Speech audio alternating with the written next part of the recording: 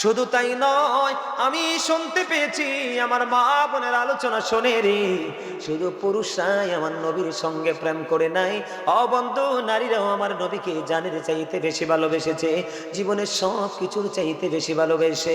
হযরতে নুসেবা খবর পাইলেন প্রাণের নবীজি উহুদের ময়দানে শাহাদাত বরণ করেছে। এই কথা শোনার পরে বন্ধু, হযরতে নুসেবা শুধু দৌড়ায় রে, দৌড়ায় শুধু নবীর প্রেমে, শুধু উহুদের ময়দানের দিকে দৌড়ায়। দৌড়াইতে দৌড়াইতে যাইতে যাইতে যাইতে যাইতে বন্ধু, হঠাৎ করে নবীজি এই নুসেবার কাছে খবর চলে আসলো, রে নুসেবা, যুদ্ধের ময়দানে তোমার ভাই তো শহীদ হয়ে গেছে।